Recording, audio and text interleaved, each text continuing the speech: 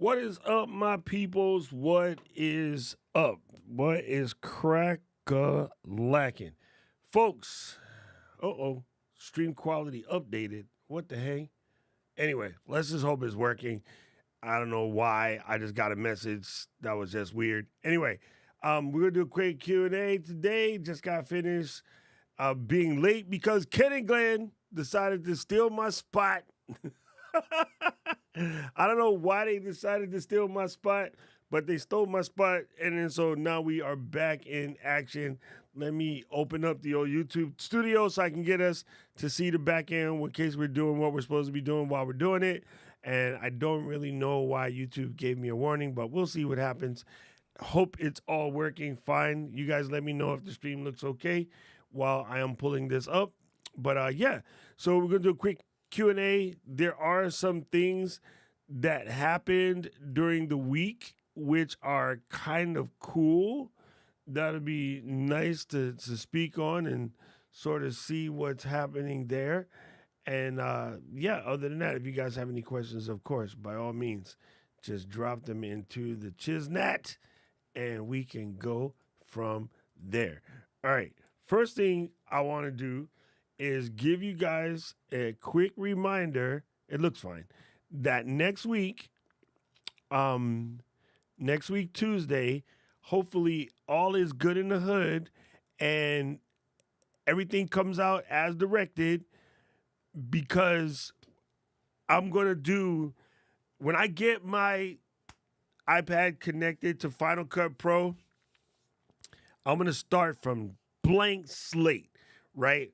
Because it's super funny. You know how this works. It's super funny. You know how this works. Somebody going to be like, oh, I got it, and I don't know what to do.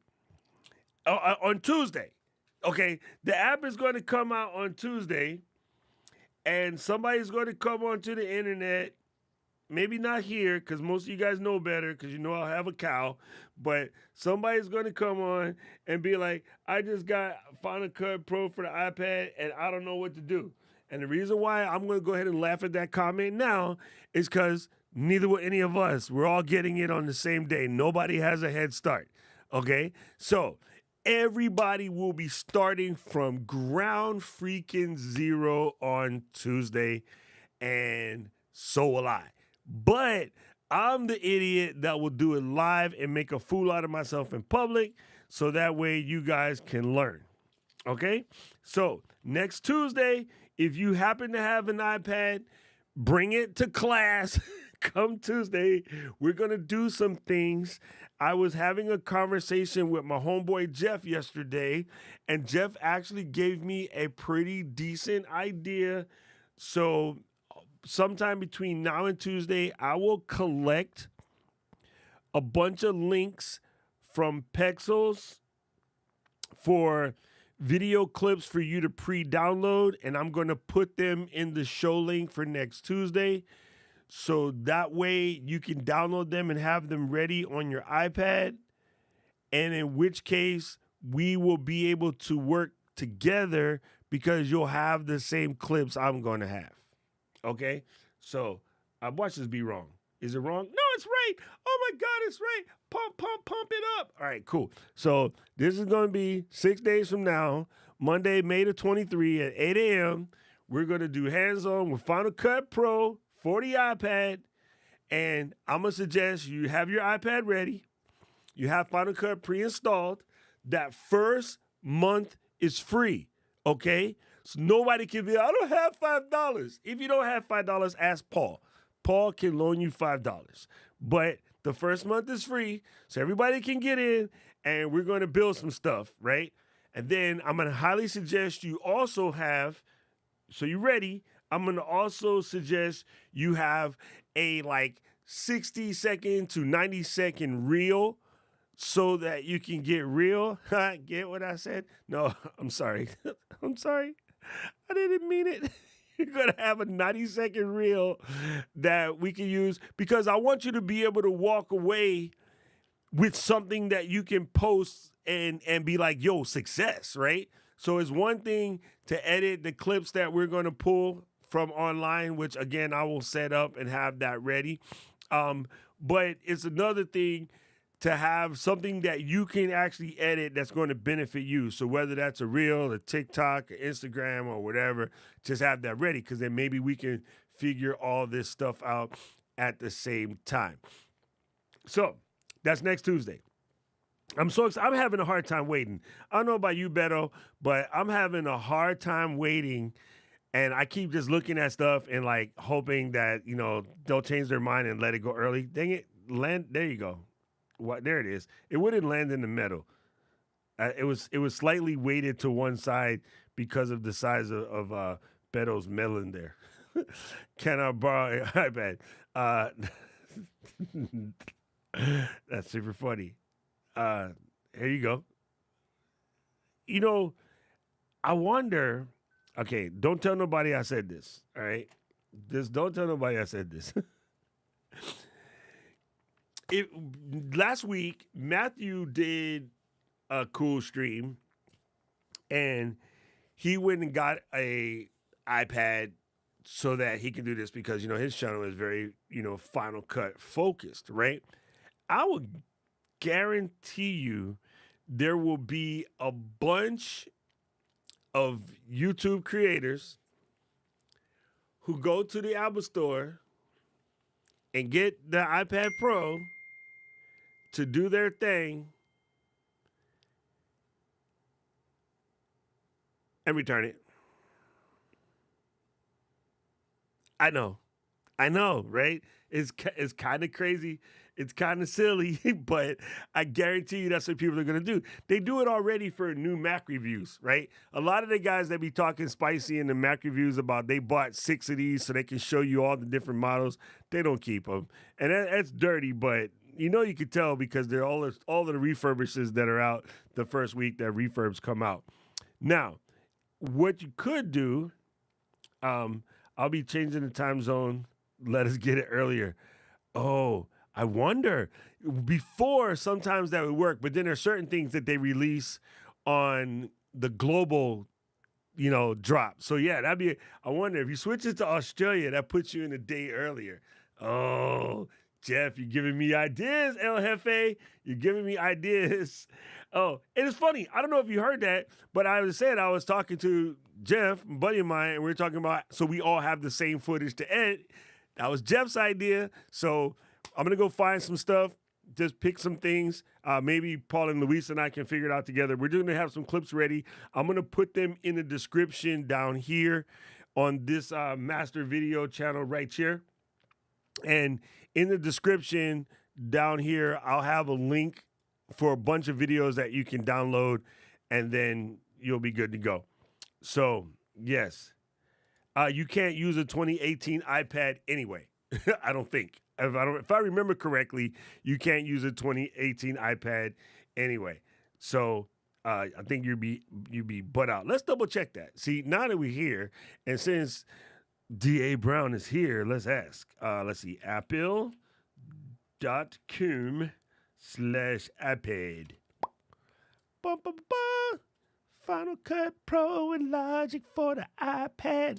And I have a special person coming to talk to us about Logic on the iPad, but we'll get to that. All right, so, that was in the right spot. What did I leave for? We need to scroll down, and which iPad is right for you? No, I need to go to the Final Cut thing, and then scroll it down. I need the minimum requirements, angle editor, voice ISO. Man, voice ISO is so cool. Perfect shot. Which iPad do I need to use? I don't Cut Pro. What the heck is an Final Cut Pro? Here is the official line from the Fruit Farm. Let's make a quick text overlay and then poop this in. I hear the fire alarm is making noise, people. I think it's just testing. If all of a sudden you see smoke behind me, please let me know so I can just run out. All right. So the official line is you can install Final Cut Pro for the iPad on a 12.8 12.9-inch iPad Pro 5th or 6th generation, 11-inch iPad 3rd or 4th generation, or an iPad Air 5th generation with iPad OS 16.4 or later.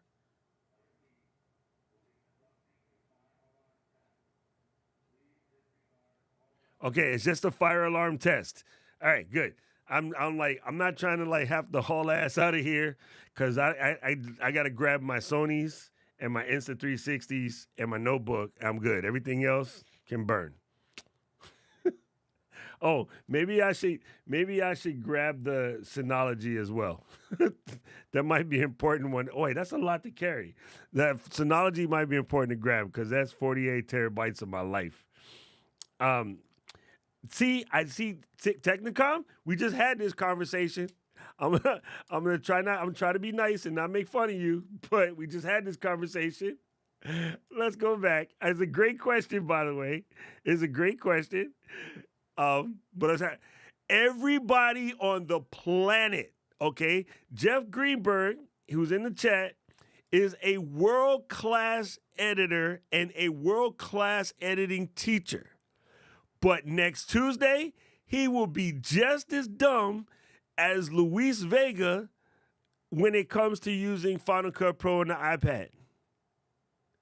Every single one of us are starting from zero on Tuesday. The only people with a head start are team at Apple and about 10 creators who I know already touched it. iJustine, Henny the Business, Marquez Brownlee.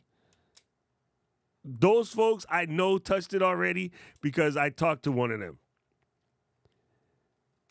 But everybody else, so Technicom Media, Doc Rock, Jeff Greenberg, Don Bullock, Image by Gretchen, all of us are starting from Bupkis on Tuesday because nobody knows. We all get the app the same day unless I can cheat and get it in the Australia time zone earlier.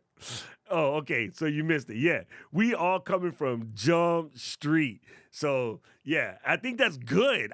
To me, all right, let's finish this up. To me, that is what makes this so good. Right? I am a diehard Final Cut person.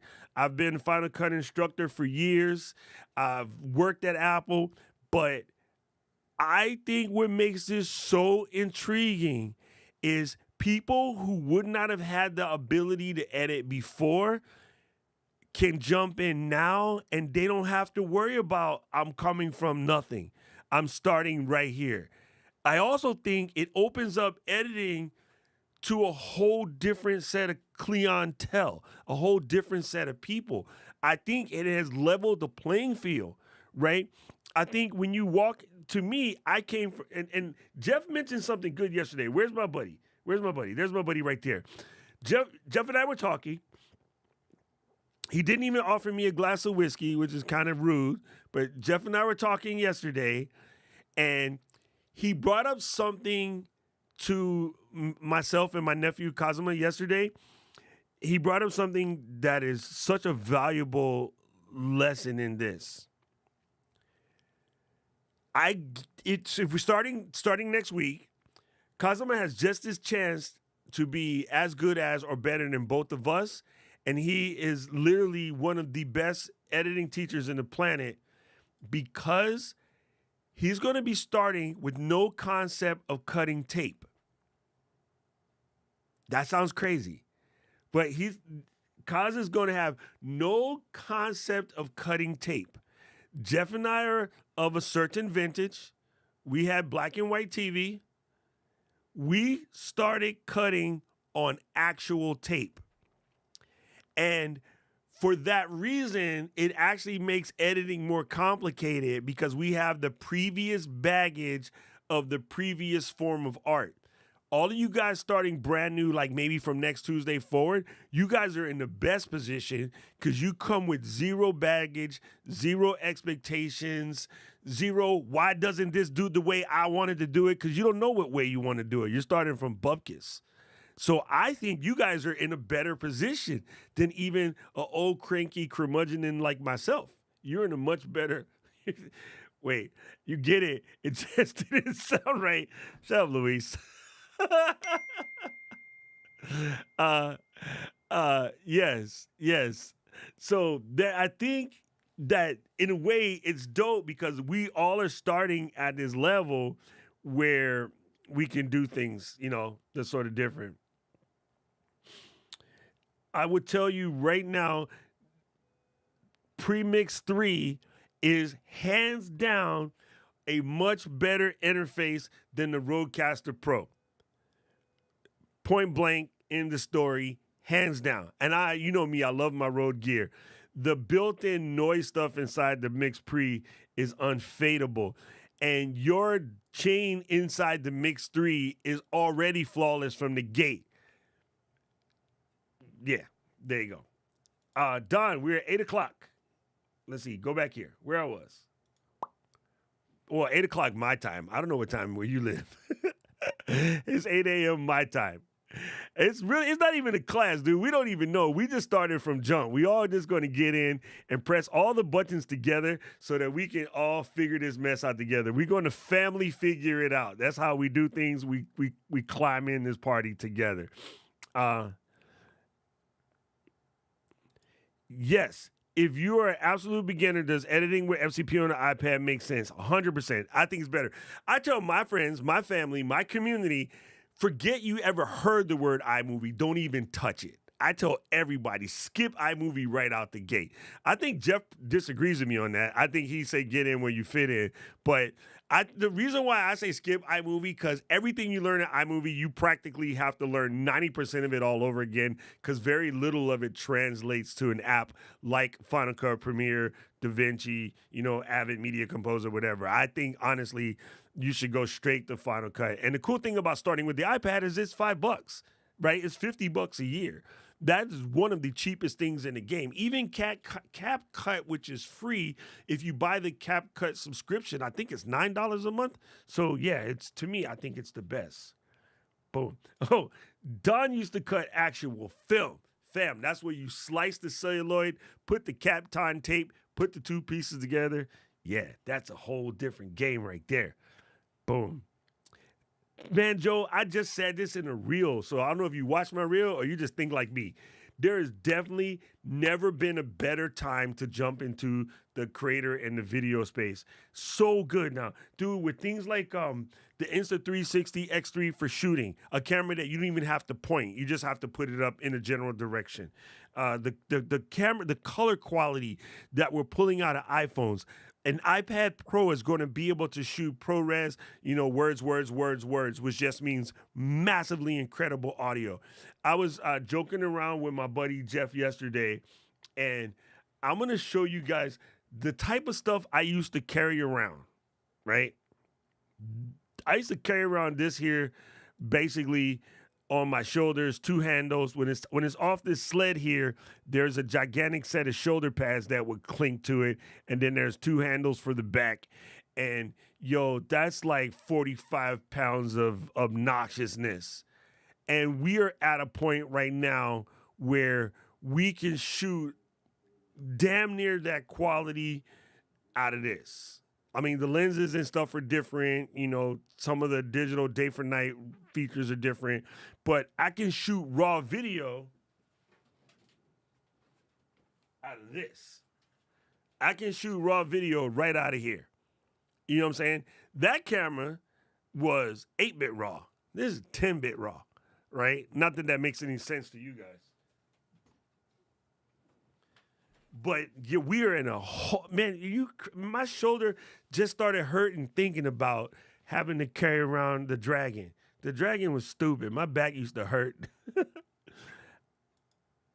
Okay, you do have to purchase the noise reduction for the M3. So probably better than getting another interface Marine X. Where he went? That's my homie. What's up, Marine X? Probably better than getting additional interface. You probably should just get the noise plug-in for the Mix 3.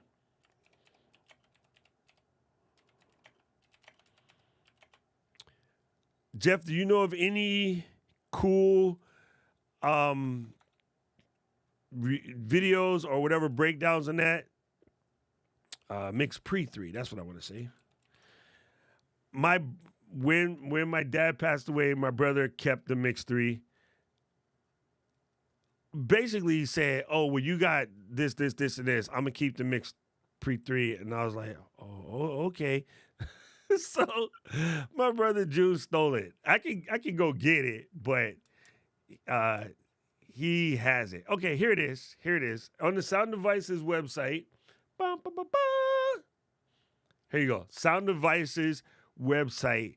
You can get this noise assist plugin and this mix assist plugin. Also, I've heard great things about it. I haven't played with this on our device. Spectrum or spam? Beat it, squirrel. Beat it. It's either Spectrum or spam. I have heard things about this Mix Assist plugin.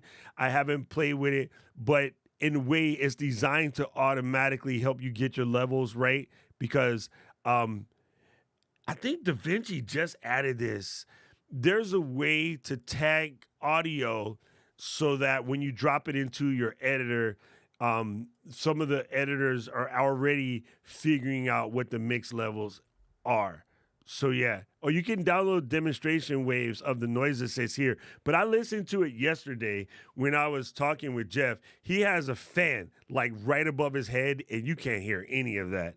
So mix pre's are gangster. I don't think you should touch your interface, nor do I really think you need to do much with playing around with your settings. However, I will show you something that I do.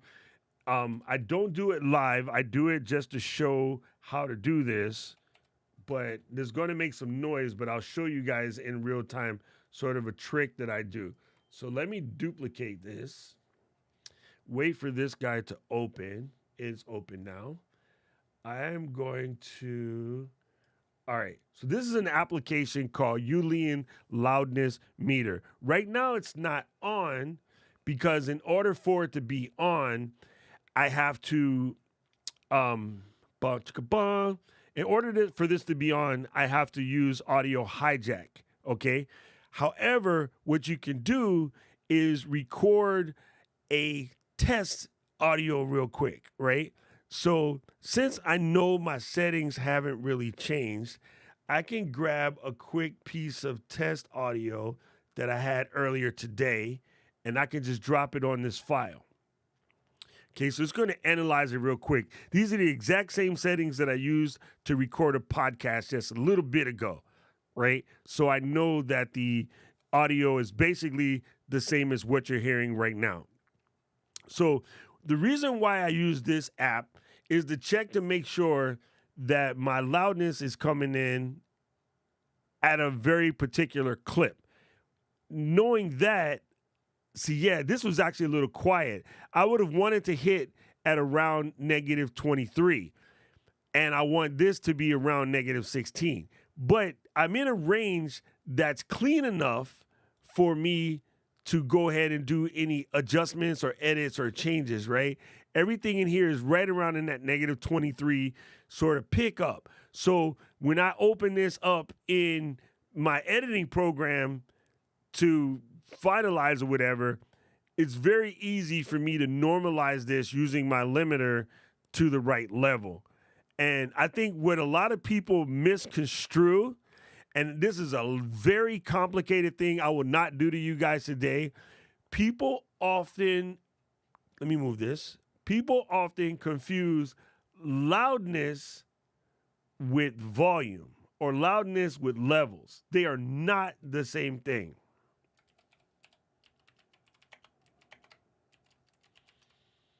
Okay? People mess this up on a regular basis. They are not the same thing. They shouldn't be treated equally. And too many people edit with their ears because they think they're sound engineers, and you think you're hearing stuff that's not really the case. Edit audio with your eyes. Look at your meters. Science is telling you that is perfect.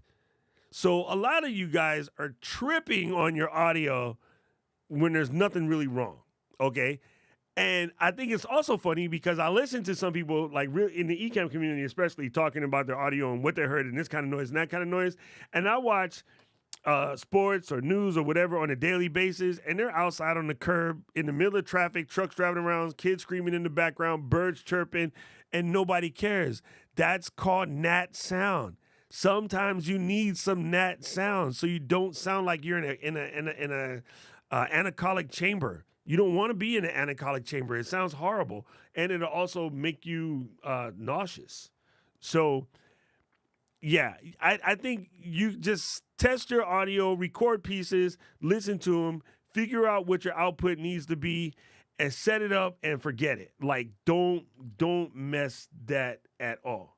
I think literally this Julian loudness meter, there's a free version. I'm using the pro version here, but there is a free version. You just download it, let it listen to your audio, and you can come in and change these. So right now I'm listening to stereo, which is us, right? In theory, most of what we're doing for podcasts could be on mono, but I'm gonna leave it on stereo. And then for my default, I want the I normally want the EBU R128. I know it's complicated, but you can ignore that. Or you can come down and just pick a streaming model, which in which case I just pick YouTube. YouTube is looking for around -16. And so once I know that, I can test. No, don't mess with that. I can test against the YouTube model. So I can have my audio file tell me where we are based off the YouTube settings. And this will give you everything you need to know if you're hitting those settings or not. And yeah, you can also do this live on their website. Let's show you this real quick.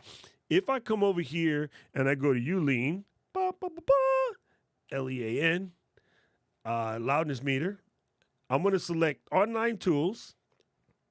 I'm going to start metering, and this can already pick up my microphone. Okay.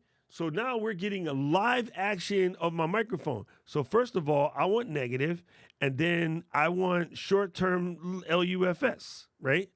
So here I am getting what is my short-term LUFS. And see, now it's peeling down, right? So if I change this to momentary,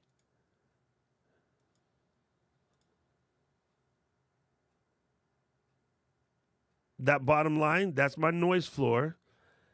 Right now, this is popping in over the 23 where you kind of want to be.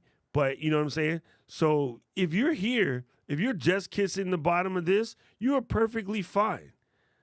You don't need to mess with much more than that, right? You're perfectly fine. And it's actually better that your recordings are lower because you have enough bit depth in order to go in and fix it. I just made it complicated. I'm gonna stop. Can you suggest a 35 millimeter to XLR cable? I want to run stereo output from the Mix 3 to the XLR handle of the FX3 with the line input. I would look at Condor Blue there because they have one that will fit your camera. KONDOR BLUE. I just got to hang out with these cats at NAB. And then let's go in here, Condor Blue cable accessories. And there is your audio cables. So we're going to go cable. We're going to go audio. And this is the one right here.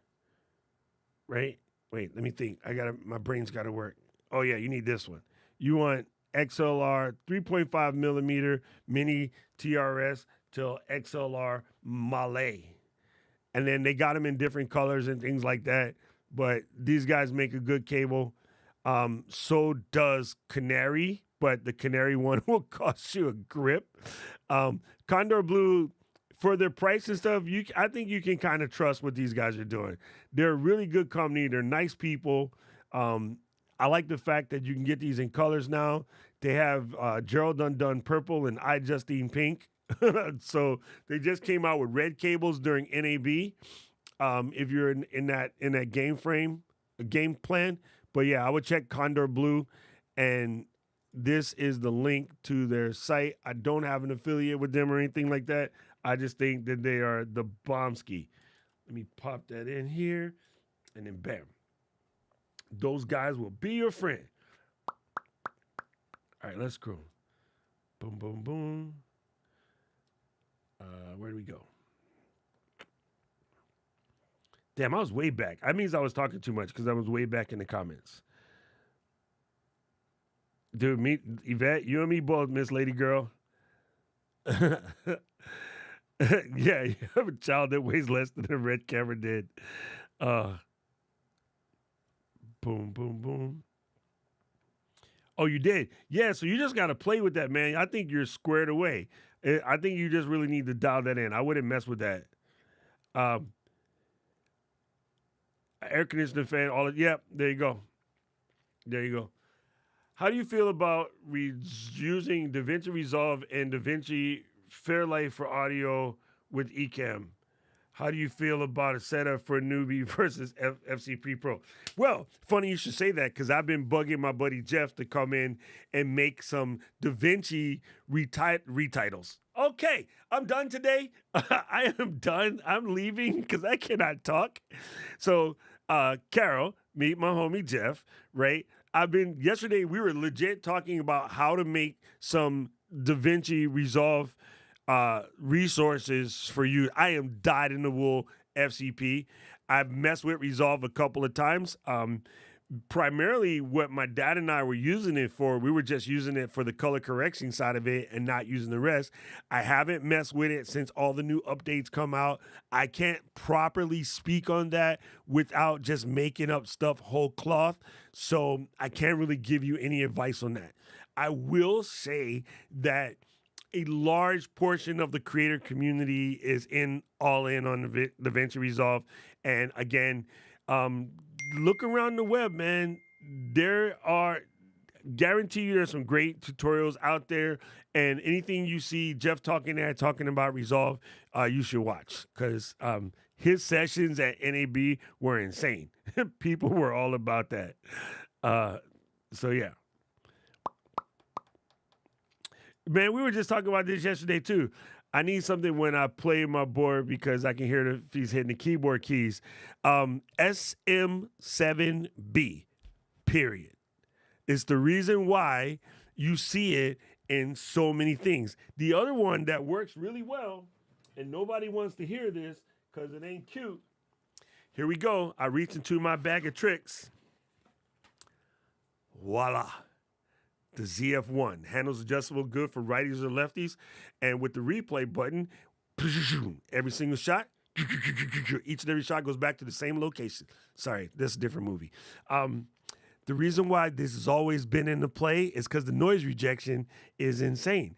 And in most cases, you don't really hear any keyboard noises on my piano keyboard. Why don't we? So SM58, 100 bones, you're good. You don't need anything special.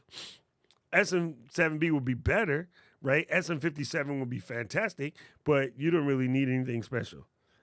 Here's a funny one. Why does that look like an SM57? Because it is. That's why it's MV7. Get it? Yeah, that's all you need. You just need a mic with good noise rejection. Dynamic mic, you're square.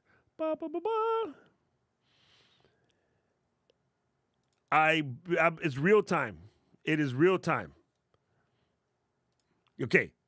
It has real time noise assist, mix assist if you buy them, and an analog limiter instead of digital, which is good.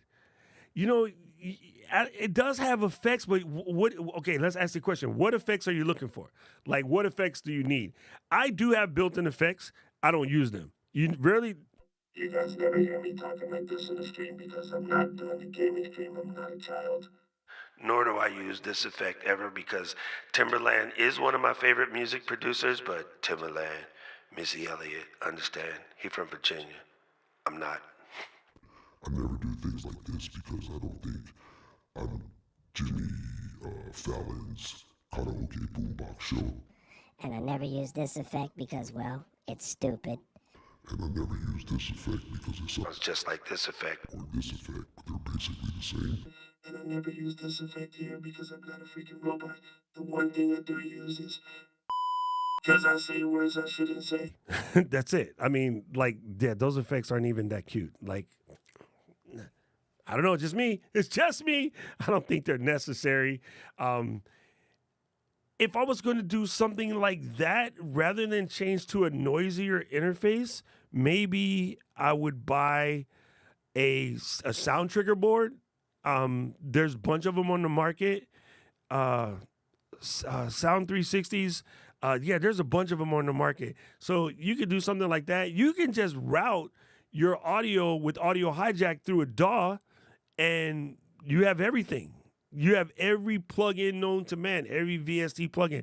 I bug my bosses on a daily basis to give us VST plugins, but 3% of our audience will use it.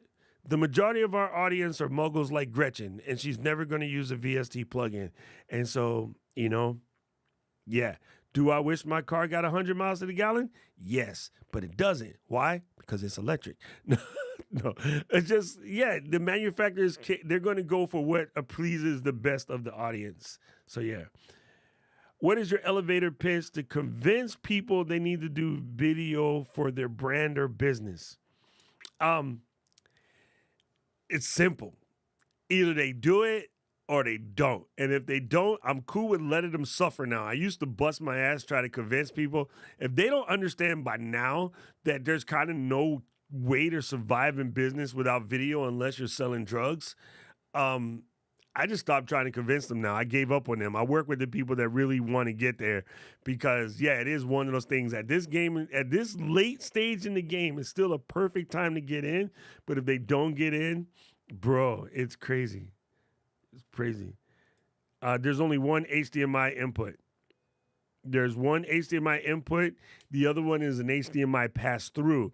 The pass-through is so that you can get 4K signal back. So you put your game machine here, right? Because who it's designed for. You got your Xbox. It'll capture 4K 30, and it'll pass through that to the TV so that you can see on the TV. Or in our particular case, we can put our camera in one side and connect our confidence monitor, teleprompter, whatever, to the second. So one's an input, one's an output. And it's a pass-through output. So this is Jeff's input. That's funny, I said that. It's an excellent tool in general. I love Fairlight. It's a full DAW. 95% of the people are fine on the edit page, not needing to jump into the Fairlight page. There you go. You don't connect DaVinci Resolve to Ecamm. You don't connect Final Cut to Ecamm. We're just a recording software, right? So all you're going to do is record here, and when you say open your files up, you're going to drag them into your editor and edit. That's it. I can show you guys some real light editing stuff. Yes, Sammy is starting to look like a grown-up now. Is it just me? What's up, young Jedi? So, yes, the SM7B is the best mic for $100. It's funny. A lot of people are on the Chris game, and I'm glad you guys like it. It seems it's a little aggressive to me, but I'm, just a lowly audio engineer type person. So what do I know? Ecamm Pro Electro Voice RE20 is greater than the SM7B. Changed my mind. I won't, because if it sounds good on your voice, that's your voice. I did radio for over 10 years on the RE20. But for my personal taste, if I was buying the microphones for my voice, I sound much better on this SM7B than I ever did on radio. Not to mention I was high a lot. But no, it's just every mic is different. If we're going to get cute, I can get cute. I can reach under this table and set up a mic that will shut this conversation down.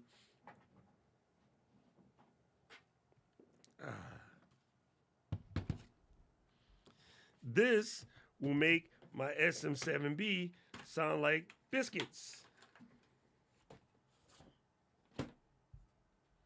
Right? This right here is golden. And until recently, I even had a Sony C800,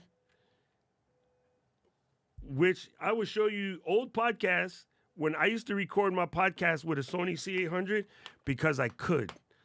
And for those of you who are unfamiliar, a C800 is a $15,000 Sony mic. But what's the ROI on that? Nothing. I just did it to flex on my podcast because people used to ask, what kind of mic is that? The same one that Michael Jackson used and Rihanna used and Whitney Houston and everything in Sony Music basically recorded. But you know what? A whole bunch of songs are recorded on this. So yeah, the RE20 is a dope microphone. And if you sound good on it, go for it. They're close enough to me in sound that this just presents better on camera, so this is a better look for the camera. But they are, to me, they're super close on my voice. But yeah, if your voice sounds better on RE20, by all means, go with an RE20. I mean, I literally cut thousands of hours of broadcasts on that.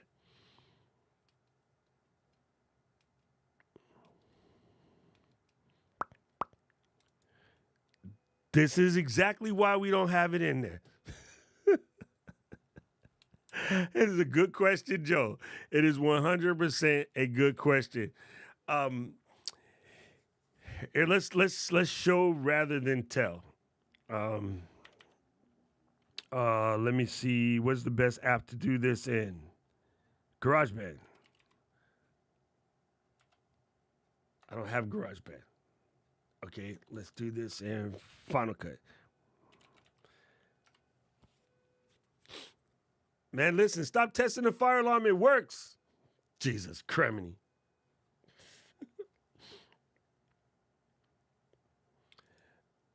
Dude, I've been wanting this forever, but I have enough. I've been around software long enough to understand why we don't. Oh, I can't show you guys that video. That is secret squirrel stuff. Let me put in something else. Woo. It's not porn or anything. It's a product that I was working with.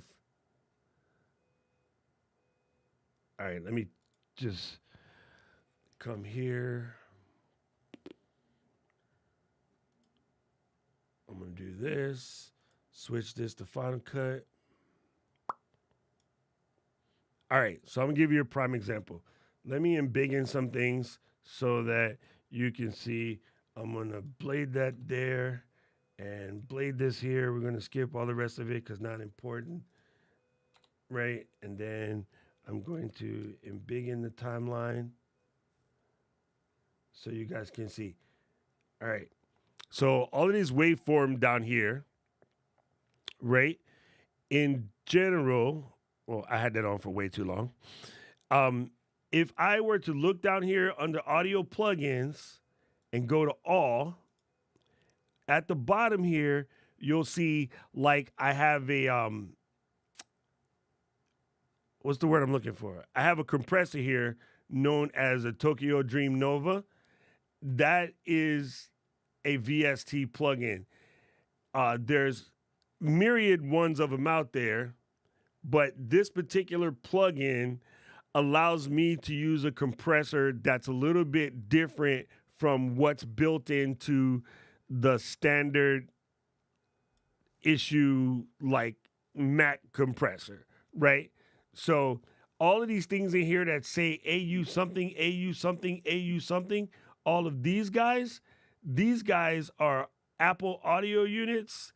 It's very similar to VST plugin. It's kind of sort of the same thing, but again, they just give you the opportunity to have some, graphic equalization or peak limiter. This is one of the ones that a lot of us use on a regular basis.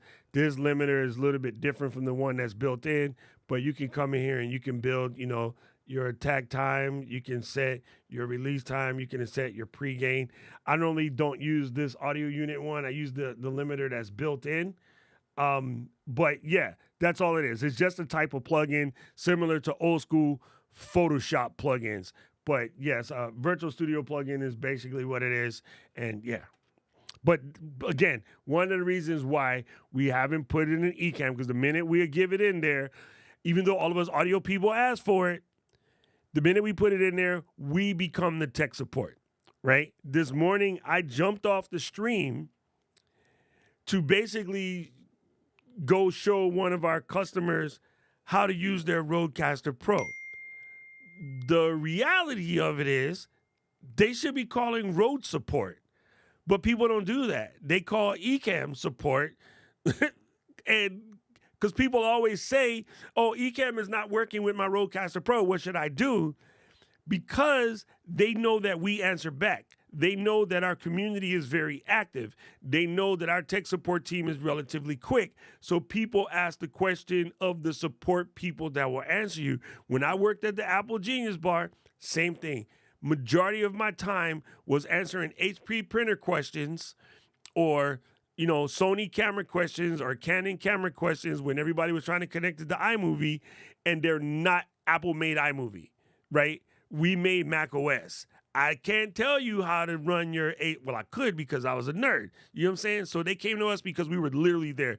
You should, if you're having a problem with your Stream Deck connected to Ecamm, you should ask 2 questions. One to the Ecamm community, anybody else having this problem, and the other question to Elgato Tech Support. But they won't answer you for 2 weeks, so nobody answers them. Everybody asks us.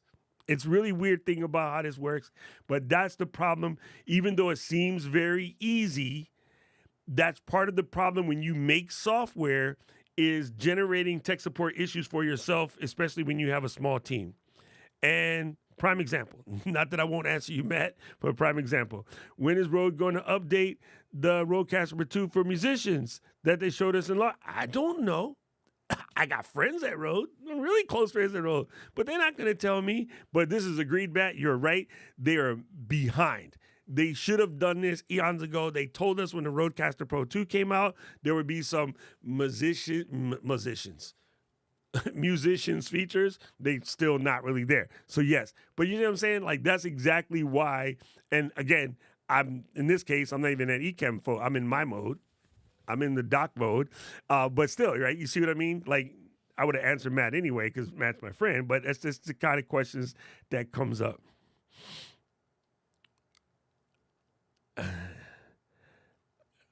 It passes. Yeah, I'm saying a lot of people like it. Okay, let me put it this way. And this is another thing for the whole the whole VST community. I've been in audio long enough to know that I will add a piece of hardware before I let software do certain stuff whenever feasible. Chris eliminates a $300-ish piece of software, but it is software, so it's more fallible. In hardware, they're normally set it and forget it, and you don't have any problems. It doesn't conflict with Zoom or doesn't conflict with Teams or anything because it's just hardware. So when I can put a noise gate in front of my like if I had this microphone connected to the noise gate, like a real deal Holyfield noise gate, and then connected it to the Rodecaster Pro, that would be the best option, if ever. But most people refuse to buy a DBX 286S, so they will pay $10 a month for Crisp. I think that's correct. But after 2 years of Chris, you should have bought the DBX 286S.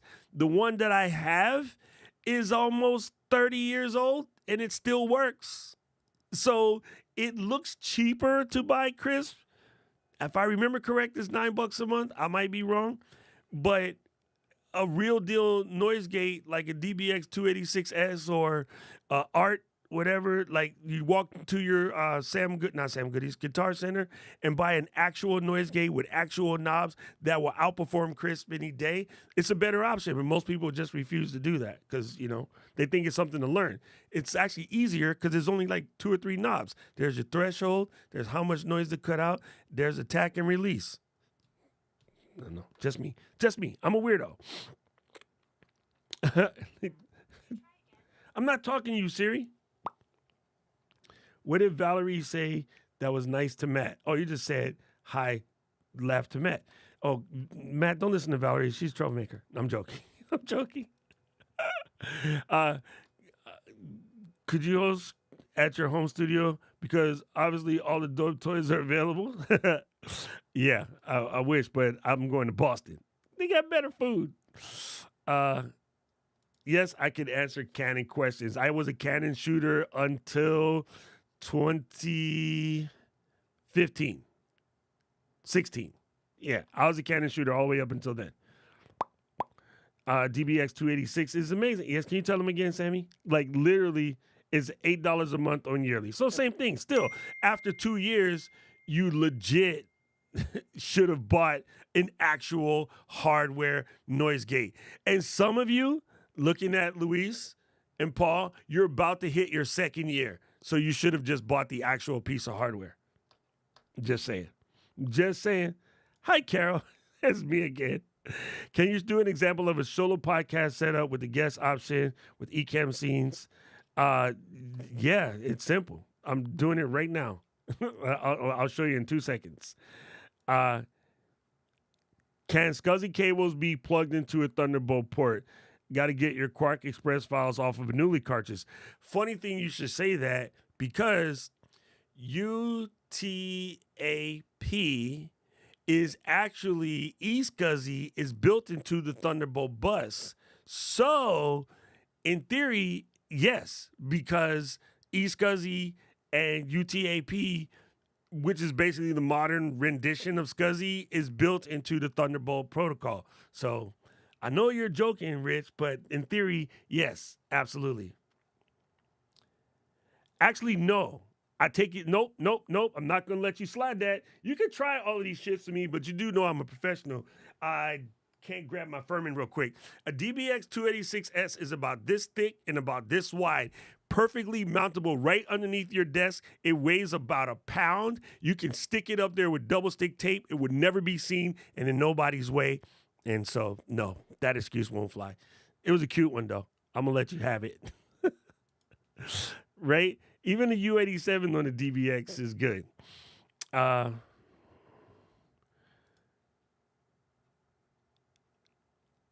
think, okay, that's a long conversation. I know you messing, Rich, but I just wanted to say that it's a real one.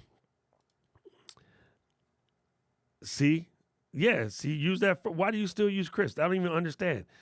All right, anyway, I have a very weird setup on this. I prefer subscription software because I've watched the applications that got better the minute they knew what their production budget is every month and can forecast it like 6, 7, 8 months in advance because of the yearly subscriptions, right? When a software works on the old school, pay for an addition, wait for an upgrade, pay for an upgrade, wait for an upgrade, pay for an upgrade, it was a hassle. Something that I completely forgot about that Jeff brought to mind yesterday, there used to be a law in California, which I completely forgot about. You could not issue incremental updates without charging for the whole update. Wait, I'm saying that in a weird way, but just understand. If I came up with software version 1.1, I could do 1.1 to 1.9 for free. If I was going to do version 2, I had to charge for the update. So any good key major features in any software had to go through this ridiculous process based off of a really idiotic California law. So if you remember, anybody that's old school Photoshop, old school Quark Express, whatever, we got updates every 2 to 3 years. I came home from NAB. I installed beta firmware on my mics here. What are these things called? Wireless Go Me. There's been 2 updates in the last month that made these better, right? The first update allowed it to connect wirelessly to the Rodecaster Pro. The second update that came out Thursday allowed me to pull the data off of this like a USB flash drive, which has been a glorious pain in the butt on this device as opposed to the DJI, which I also have. So I had stopped using these and used the DJI more because the DJI, when I plug it in, my files are there, I drag it off. On the road, it had to go through some weird conniption fit just to get your files off. And so when you have software where the manufacturers know how to build a budget around software, they know exactly what their functioning budget is, it's just better for everybody. And here's the other thing which everybody wants to argue about, but no one wants to hear in real life.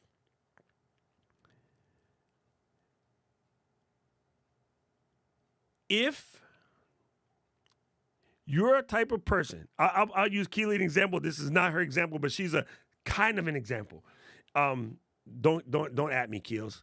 Keely, when she's doing her field hockey stuff, right? Say she didn't have the Discord side of her business and she's doing her field hockey stuff, and say there's a prime field hockey season, in which case she's going to edit a bunch of videos around this particular season.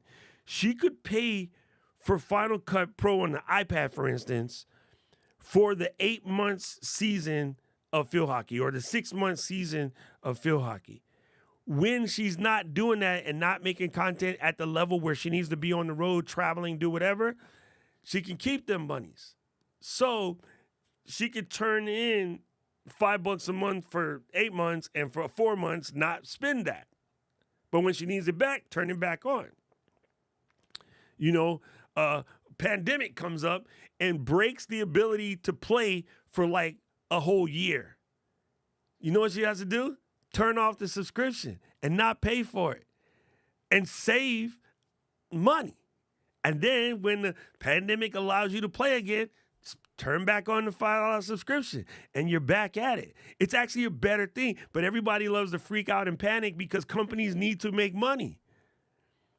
If companies don't make money, they can't keep making you stuff. But everybody wants something for nothing and it doesn't work. You don't let your clients get away with that. So I really don't, if the mentality is always the companies are robbing me and taking my money and stopping me from earning, if that's the way you think, you're probably also doing it to yourself. You're probably also causing yourself to under-earn and underperform. You know what I'm saying? Because you have that mentality. It just, I don't know.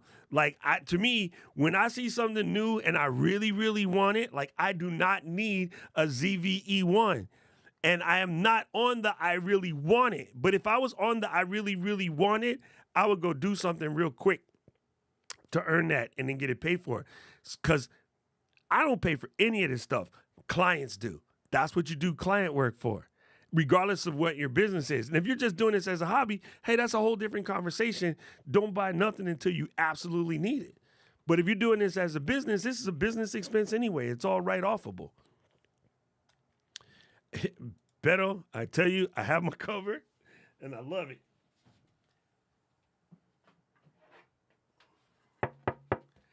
Here's the problem. I use it when I'm going away on a trip. Like when I take off to go to LA in a couple weeks, I'll turn this on. When I come back, I'll put it in the corner. So I don't know if I would buy this. I love it. I absolutely love it. I just don't know if I would buy it because I don't use it enough personally. And I feel like I'm always cleaning my Rodecaster Pro anyway, because you can't adjust anything with it on and off either. And so just for my amount of space in my office, it doesn't work. Similar to what Keely said about the DBX. Actually, the DBX is exactly about the same size as this. It's literally about the same size as this. So, yeah. Personally, I don't know. I don't know if it's worth it. All right, let me go and show Carol what she asked for. The people we're talking to don't have a Rodecaster Pro 2. If you have a Rodecaster Pro 2, you really don't need a DBX. I don't even like the noise gate inside the Rodecaster Pro 2, and I do not use one. I don't like noise gates at all. I will try to make my room quiet as possible, pick my mic, or properly gain stage my mic where it doesn't need a where it doesn't need a DBX. Okay, here, let me show you something, if I can, real quick, before I show this to Carol. All right, Carol, tell me your requirements again for what you want your setup to look like. Wait, you can't actually see the meters in here. That doesn't work. If I put this here, okay, let me rotate this, open up my Insta360 Link software, and do overhead flipped. And then, wow, man, you silly. Okay, if I peel this back into the Rodecaster Pro game,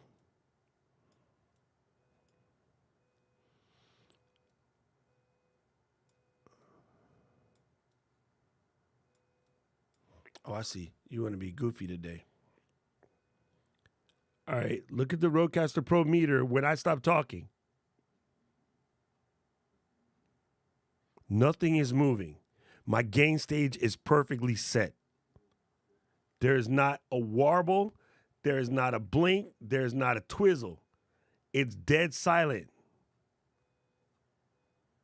That's what your setup should look like.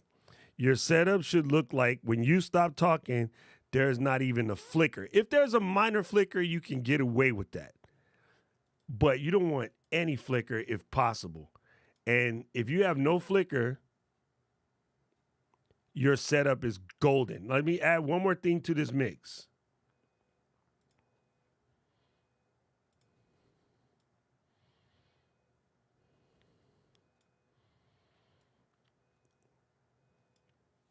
See that? When I speak, I'm hitting, the Rodecaster is hitting where it should hit, Ecamm is hitting where it should hit, and there's not a sound. If I look in here into my processing, there's your high pass filter. Ooh. Why I change? I didn't mean to change that. There is your de-esser. Noise gate completely off.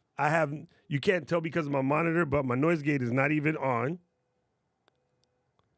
My compressor is compressing. It's hard to see that. Hold on, let me see if I can bring this a little bit forward. Oh, come here. Don't pull out any cords, but you can see the red line dipping down. That's the compressor compressing when it needs to compress. I don't even EQ this joint because I can EQ with my face.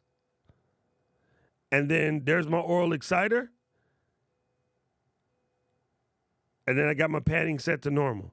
So that's it. I mean, like, I'm literally not even using any of that weirdness because I have a microphone that rejects noise. If I were to plug in a shotgun mic, it will be making all of these weird noises, right? And it will be like, whenever, you know what I'm saying? So a large portion of your sound has to do with a mic that reject noises. I have a fan on this light. The fan is actually running because it's a 200-watt light, right? I have air conditioning right above me, and you don't hear it. And there's a fire alarm going off in the joint that's beeping this entire time, but it's not coming through. There you go. All right, so just wanted to show that. That's a little quick gain staging action.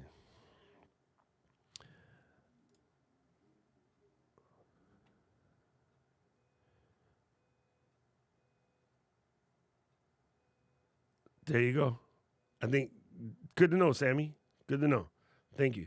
All right, let's dive into. Oh, you got a lot of dust in your flat drugs? Cool. Ooh. Kevin will make you one. Beto. Kevin will make you one. He's in the Bay Area. He can send you one. Actually, I love my loop deck. But I've been having fun playing with the Stream Deck Plus because they added that knob. All right, so Carol said, let me go back and find Carol's question. Carol! And she said, a simple solo podcast with the guest option with Ecamm scenes. All right, cool. Literally, basically, this is my show. This is what I do. All right. So, live demo mode. Here we are. We're going to start at the bottom. We're going to create a new scene. I'm going to drag this all the way to the bottom.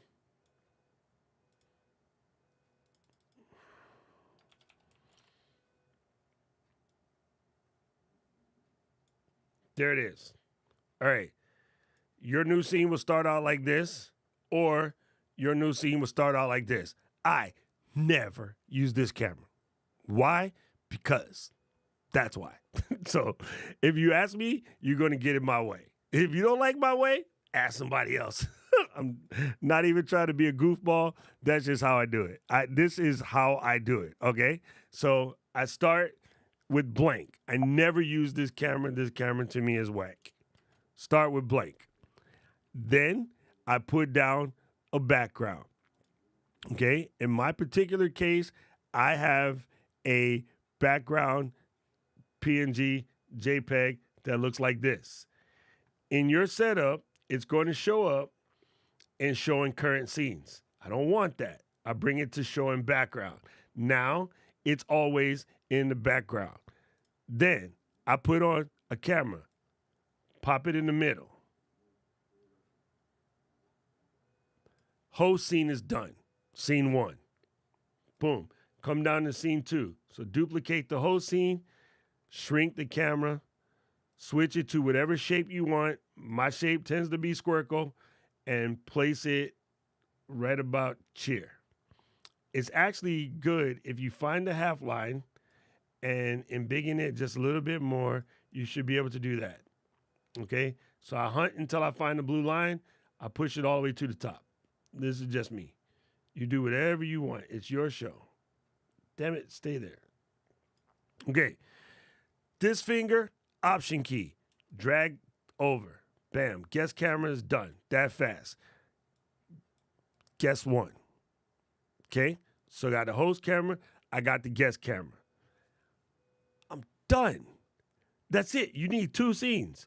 One for you and one for them. Okay, let's make it slightly more complicated. Take the whole scene, duplicate it, and call this Carol.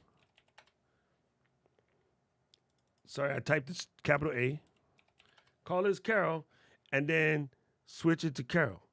Okay, so I got the host camera, the Carol camera, and then us. Okay, I'm done, right? Let's just say I might want to show some web pages because they got something to promote. Boom. So let me do this real quick.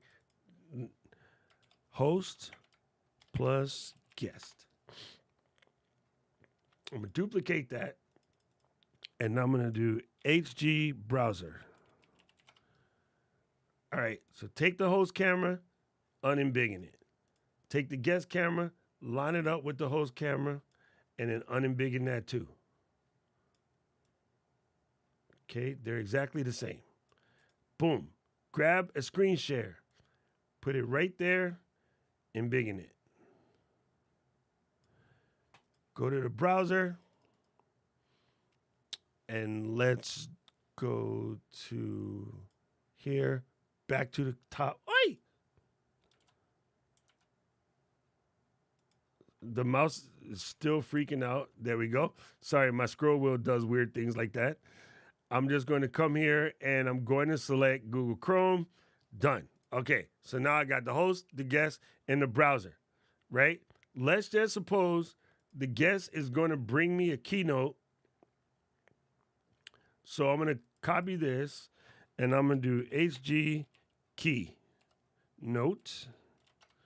And then all I'm going to do is change this screen share, turn it off. And I'm going to use a PDF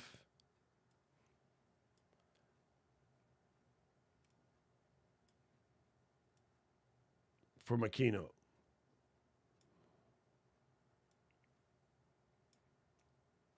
Okay, now we're done. Are we missing anything? Did we miss any scenes? Oh, let me give you some lower thirds because, people act like it's hard. It's not. I'm going to hit the plus button here and I'm going to go my name, shift enter.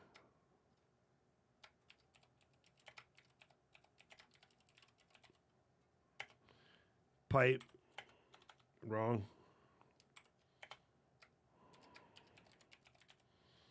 Okay, lowercase that. Select all of this.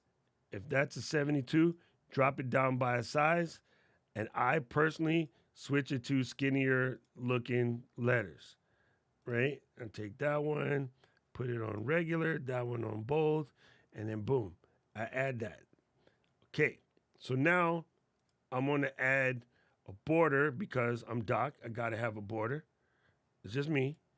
Boom, done. All I'm gonna do now, shrink this till it fits my window. This is how I like it. You do whatever you want. I like to split this in half and then pull this longer. And slightly more margin. I'll need more margin than that. So border back down to 8, margin up to 12. All right, that's what I do. That's how I roll. If I look at this, the border is 8. Okay, good. And then you just look for the center. And then I don't like the line to cut the line exactly, so I do like that. Then all you do with this one is just pick it up and drag it across here. Right?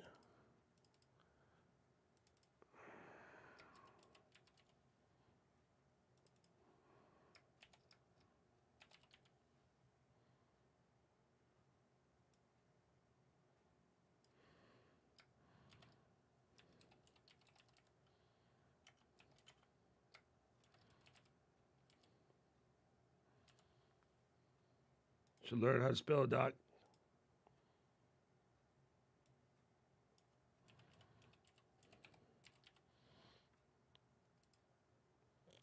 That's it. We're done. Simple Simon went to the apartment, going to the fair. Last thing I do is add one more new scene. Hit my text box. Kill the borders.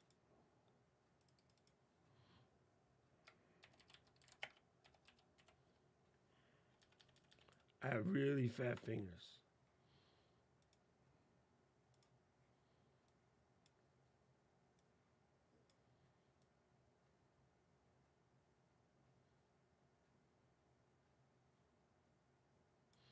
There's my whole show. I'm done. End the story. I got my host. I got my guests. Host and guests together.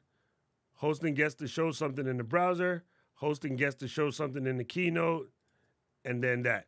That's the entire shooting match. Game recognized game in the story. Now, watch this trick. Oi. Take that and that. I'm going to pick them up if my mouse would behave and just drop them on the desktop. Right click, compress,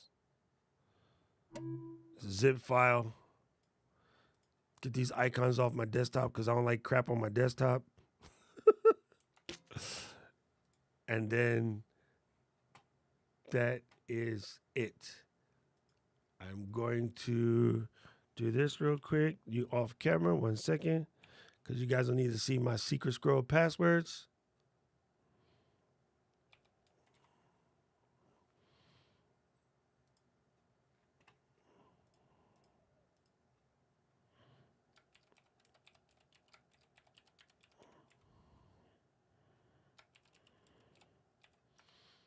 All right. Man, hurry up. Why can't you do what I asked you to do, website? I should come back here because somebody's going to be like, why is he just sitting there staring that piece out? Let me log in real fast. Log in. Drop this on.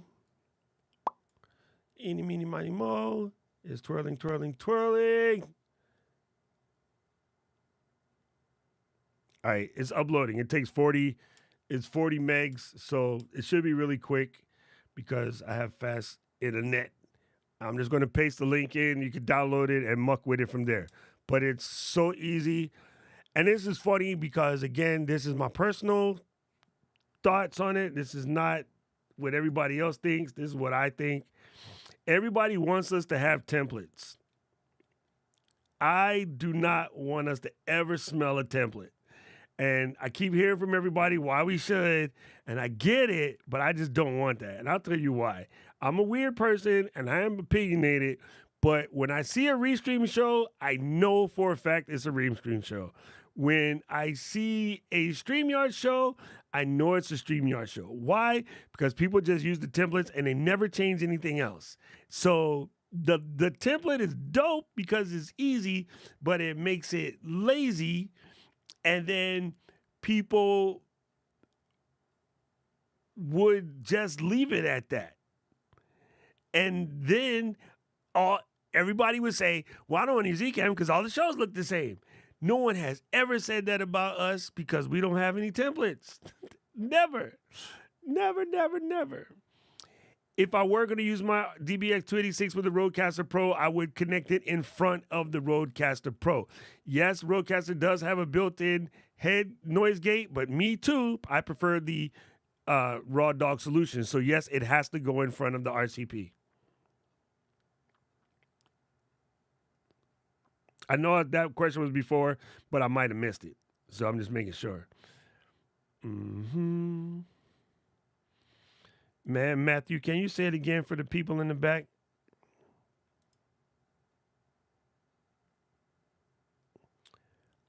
Yes. What is Marine? Remind me again what your interface is.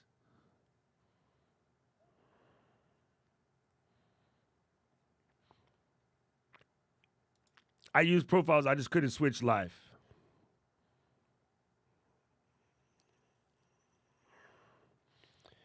Jeff, you have a question? Hit the Q Kulan. Okay.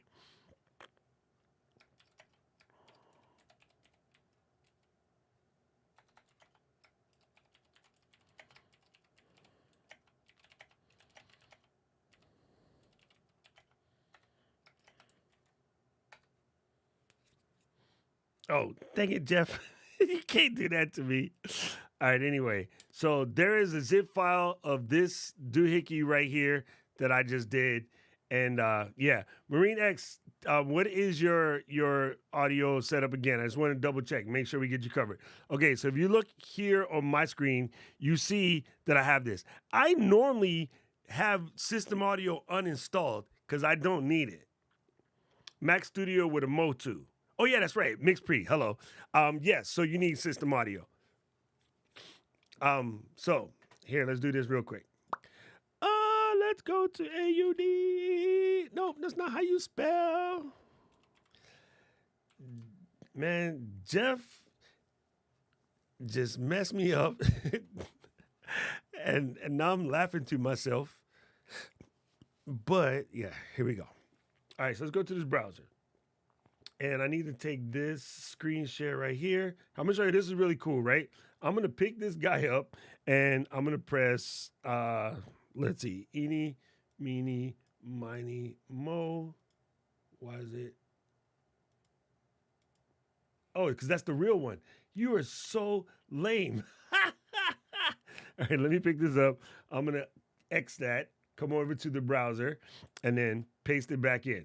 All right, so we'll leave this like over here somewhere. Okay, so this might make weird sounds because I have a Rodecaster Pro, but in theory, when I come over here and pick one of these, see, it's coming through system audio. It sounds weird to you guys because if you notice, it also plays in my Rodecaster Pro.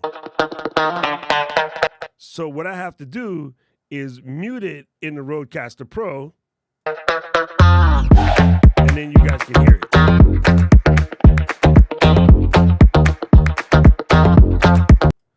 Right? So that's it. That's how you do it. For me, that means I got to stick my headphones in because when I do it muted that way, I can't hear it through my I can't hear it through the other monitors, right? So now I got these in my head. And I can hear it.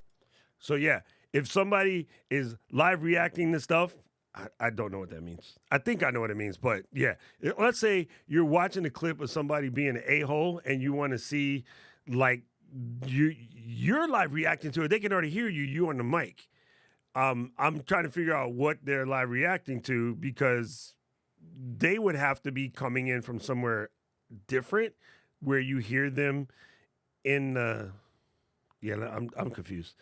I need more pictures. Ecamm and the help we've gotten from Ecamm and the online community has helped us build a 6-figure business in 2.5 years. You know, Dave, can we say this again for the people in the back? Because I remember getting yelled at by Dave because I kept telling Dave to buy stuff, and he was like, "Oh, I can't afford that." And now, Dave, you listen to me. Okay, listen to what he said. I argue with him, and then I listen to him. Hey, you see what I'm saying? Dave, I love you. But man, if you look at old streams from me and Dave was always fighting in the old streams because he was curmudgeon. But then he listened to me, and now he's doing good. And it's mostly because of his wife is cooler than him, but don't tell him I said that. You don't need one. However,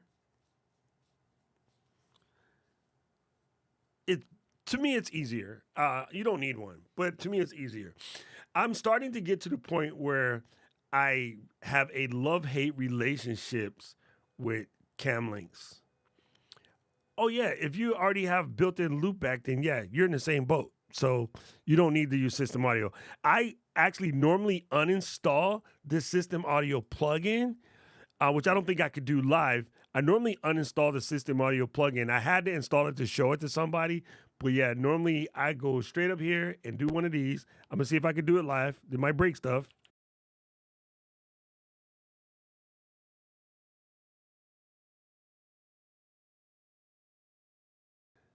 All right. It looks like it works. Oh, yeah. So there it is. Whew, didn't break anything. I normally leave that uninstalled and never turned on because it does two things. Number one, it messes up people that have, grown folks interfaces that have these type of extra channels and stuff built in. Number two, up here, when you hit this, every once in a while, it'll bring in something called Ecamm audio, which is needed for that system sound. Not the virtual mic one down here, but there's literally a list here that says Ecamm audio, and it breaks everything. Okay, so yeah. Oh, family. We would be reacting to watching YouTube videos. Yeah, but you're on the mic and they're on the mic. The YouTube video passes through already, so it's just you and the host reacting. You guys are already on the mic, but you want them to be able, you want your people to be able to hear the YouTube video. So I get that. That makes more sense. Anyway, he said he'd never yell. I love you, Dave. I love you. Anyway, so yeah, we know she's cooler. You don't got to tell me. Yo, Joe, if you can not use it, never think about it, never mention it again. It's like Beetlejuice. Don't even say it 3 times. If you don't need it, don't touch it. If you, what is your interface, Joe? What is your interface, and what other audio other than what comes out of your microphone do you need to bring in your show? That's the question of whether you need it or not. But if you don't need it, you should avoid it like the plague. Man, okay, yo, Marine X, let me ask you a question. Do you have the availability to download the video before you go live? Do you already know what you're reacting to? That is the question. Okay? Because if you do, fam, have I got something crazy for you? This is psycho. Matter of fact, I'm going to go over here and I'm going to do something I won't. Yeah, you guys are gonna get a trip out of this. This is super nuts. So let's go here and go CREA Doors Pod. Number one on my list because I'll be checking them out. All right, so these are my people right here. Let's take this podcast. This is actually just a shorty, so this will make sense. Let me hit that with this thing that you're going to ignore that you see. And I'm going to yank down this video real quick. And this all makes sense in a second. Actually, this one would be small because it's only 1080. They're only uploading 1080s, but that's okay. It'll make sense for this particular demonstration. All right, it's done. It's done. Okay, so let's just show you something here. Let me close this, and let me close. Actually, I can leave this open. It'll be fine. If I were to take that video from my friend's podcast and just drag it in here to Ecamm straight, it wants to play in the back.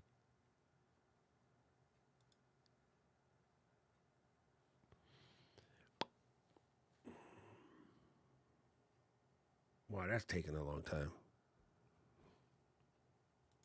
Anyway, let's just forget that. I'll show you what I was going to show you because it doesn't matter. Anyway, you know that normally plays in the back. It's probably just wigging out because it's still doing something. So this file, it's a 1080, but stick with me, is only 58.1 megs, right? A lot of times out of 10, when you download these videos, they can get kind of good. Okay, so watch this, bruh. I just learned this thing. I just learned this thing from my boy Jeff yesterday, and this is crazy. So I've been using Shutter Encoder for like a hot minute, right? I'm gonna go back in the live demo so you guys can see because it'll be way together better. No, I don't want to install system audio. Okay, so here's my Shutter Encoder thing.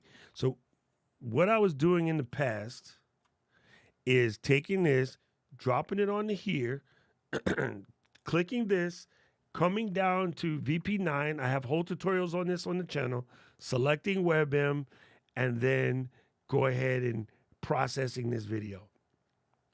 So I want to give this a second to process. It says it's going to take, around 2 minutes and 48 seconds to do this transfer.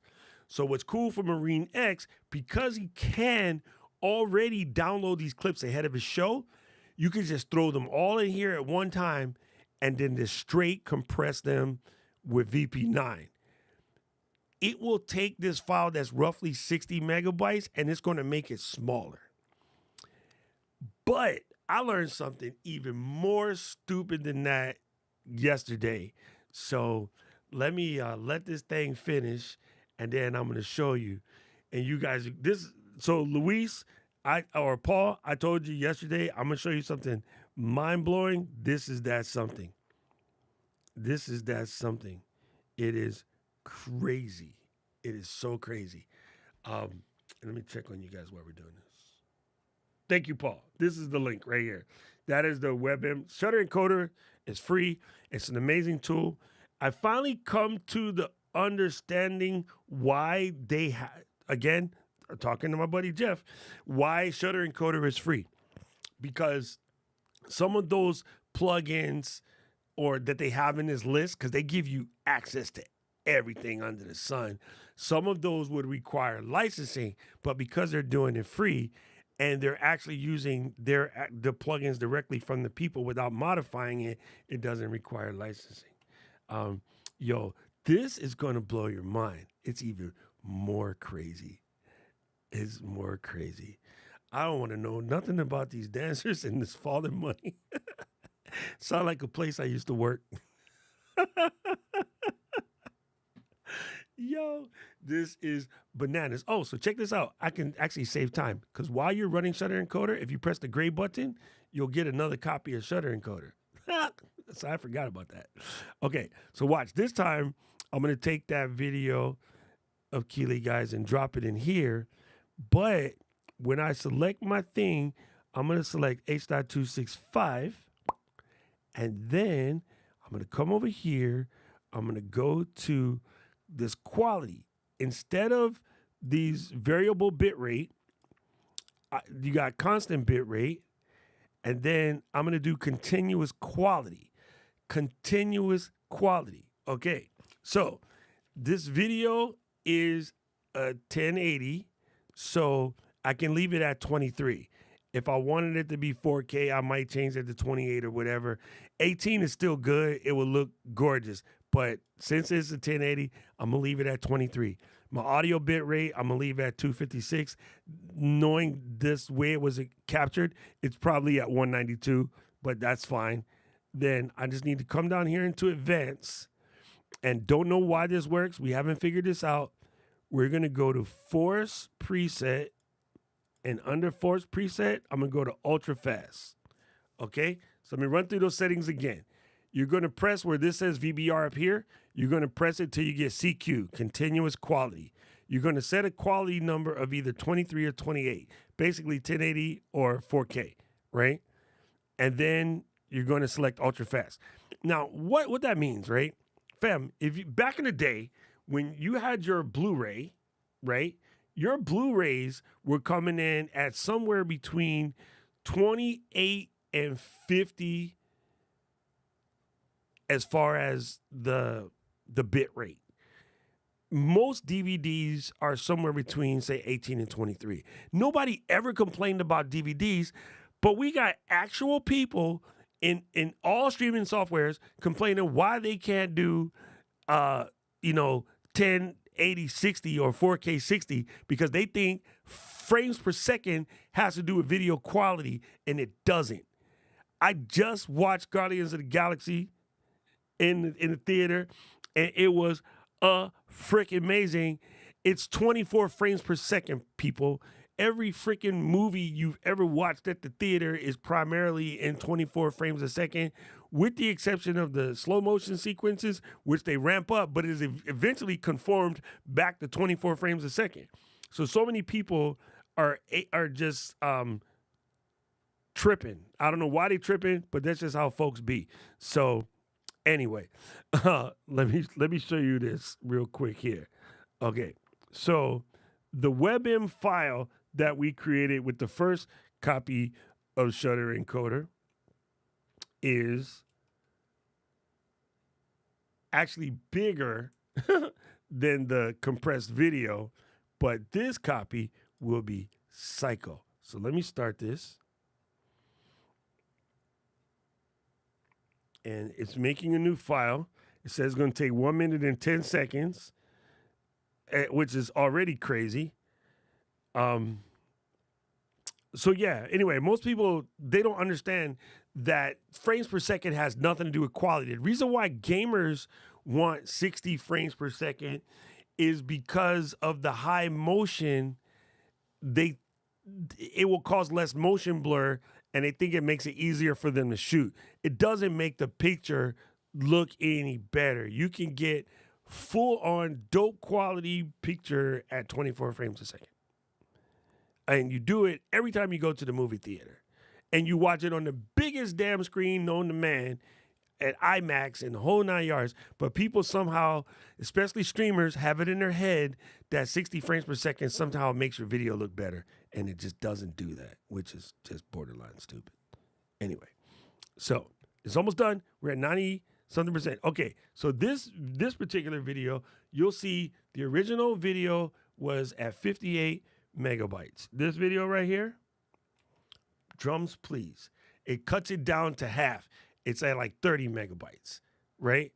So if I were, it works, it's way better when you see it on 4K, by the way, which is just crazy. But if I drop this in here and just do this as an animated overlay, that's this particular one. That's the one I just crushed all to beans. And then I'll take the other one and drop it as an animated overlay as well. And you won't see any difference in quality. So I'm going to take this and option click, cut it to the first half. And I'll take this option click, cut it to the second half. And you won't see any difference in quality. but the file is smaller. I took a file yesterday that was like 140 megabytes, and when I did this trick, it came down to 4 megabytes, and you could not see the freaking difference. It was stupid. I was like, no way, this kind of voodoo crap should not work, but it does. It just does. And you're like, there's no quality difference. You can't even tell it's not the same video. So, MarineX, the rule would be when you download your videos, throw them all in this bad boy here, set it to H.265 right here, set this constant quality to like 23, and then force preset ultra fast and just run those, and they will be smooth like butter. Wait, that's BTS. Yo, this is absolutely crazy though. I can't believe how good this is. It's so crazy. It's really crazy. When Jeff does a lot of stuff with compression. Jeff Greenberg, and we were messing around yesterday, and he showed me that, and I was like, "Fam, that doesn't even make any sense. Like it's dumb. It's absolutely dumb." So here, let me show you another one real quick. I'm gonna drop this on here. This was the one that's coming in at like 150, right? And then, actually, no, that's the one that's 4. This is the one that's like 150, and you can't tell the difference. Here, let me do that. Pause. Look at that. Video quality is basically identical, and you can't tell the difference. But the second one is only 4 megabytes. So especially people that are dealing with like a slower machine or whatever, like, yeah, this is what you want. All right. No, I hid that from you, Carol, because YouTube frowns upon it, but the name of the application sounds like frowning, but it begins with a D. It's made by some dude named Charlie. Just look it up. The other one is called the opposite of push, tube. What is the opposite of push? That word plus tube. And I just won't say it because YouTube gets really mad when we tell people how to do it. And yeah, you don't want to do that. So anyway, boom. So crazy. I was so mind blown by that trick. And now I'm going to be here messing with this for the next couple little bit as I figure it out because it's pretty incredible. Boom. So I have a Rodecaster Pro, but you haven't hooked it up yet. Okay. Why would you not do that? I'm currently planning on doing some interview style content with others who can call in or webcam in or be studio guests. Okay. Those are 2 things that are not questions. But just plug in your Rodecaster Pro 2, have your guests call in on Ecamm. And we have no less than about 50 videos about how to set up your Rodecaster Pro 2 with Ecamm. It's super simple, but that's all you got to do. And if you're on a PC and you can't use Ecamm, have your Rodecaster Pro 2 set up and then use OBS and OBS Ninja, and you're good to go. Like, it is super simple. The Rodecaster Pro 2 is designed specifically for what you want to do. It makes all these things super, super simple. So first thing, set up your Rodecaster Pro 2. Second thing, get your software going that you need. And you're good to go. Carol, no need to apologize. That's just YouTube. They're goofballs about this, but I talk about the app all the time, and it's really good. They're very easy to find. I use a tool called SetApp up in I don't know if I have a description in the thing. Paul might have a link to my SetApp. I use a SetApp thing because both of those apps come with SetApp. Oh, yeah, that's right. There you go. Now I got it. So you got a Rodecaster Pro 2. You have a Rodecaster Pro 2. You do not need loopback for anything. It's built into your Rodecaster Pro 2. None whatsoever. Not Don't even smell lube back. Forget that. Wait, I need the Men in Black. Forget it ever existed in your brain. You have a Rodecaster Pro 2, you're gold. You can skip that all together now. There you go. All right, peoples. I think we did it. We did another cool one. Man, I didn't even get to show y'all the cool stuff that I was going to show y'all today because we was busy having fun. So we got to learn a couple stuff. We'll save this for the freaking weekend. But check this out. Oh, I just messed that whole thing up, didn't I? Let's switch this back to Chrome. La, la, la. Dudes, I was going to show you guys this psychoness, which is just super cool. If you happen to have Chat GPTZ, check in your settings and see if you have the beta features little spooky right here. Turn that baby on and flick on web browsing. It is amazing. It can search while you're asking it questions. It is really cool. So I was messing around and I said, hey, Chad, what are some of the top 10 features of Ecamm Live 4.0? Remember, 4.0 came out like in January, and this thing stopped looking at the internet last June. So it did a browsing, right? It searched Ecamm Live 4.0 features. It clicked on the website. When you want to see what the website is, it clicked on. That's a good place to start. It read the content, and then it finished reading the content, and then it wrote this: multi-streaming, new destinations, new camera switcher, invite up to 10 guests, isolated recordings, creating and scheduling live video has been redesigned, countdown overlays, comment and reactions window updates, enhanced camera effects, and improved recording. So it read all of that straight out of the page. Anyway, so super cool.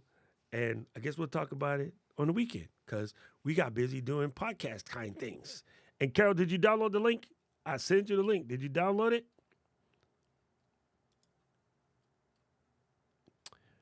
Oh, nice. Hey, Benchmade got bailed out? What? Yo, my Benchmade broke. I use Microtech, but I my Benchmade, I don't know, the tip snapped off. Oh, well, let me put it here again so that Carol can download it because we can't have her not download it. If I made it and you don't download it, I'm going to cry. Where's it at? I got to grab the link again. So where'd I do with it? What'd I do with it? There we go. There it is. Just grab that and you'll be good to go.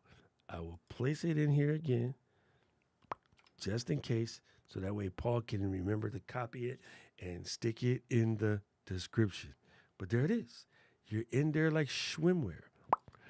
Here, as a matter of fact, since I know he's here somewhere, I'm going to text it to my buddy Jeff.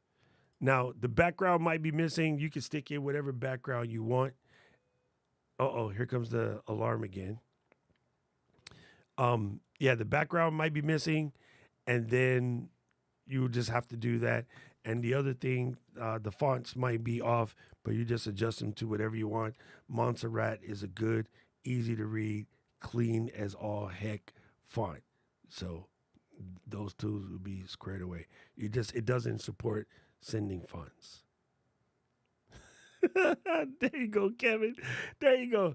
All right, family. We will see y'all again on Saturday. It's been real fun. You guys are amazing. You guys had really good questions. I don't know. Is it anybody else getting glitchies? Because it should be fine. But that's okay. It can do it now because we're done. I'm going to go find out why they keep ringing the alarm bell. All right, people. Appreciate you. Yeah, see you Saturday. I was just thinking of something else, but my brain hurts. Don't forget, you can win this microphone. You still got time to enter. Click on this link here and enter to win an SM58 custom piano black with the with the green sure writing. Super dope. All right, y'all. Peace out.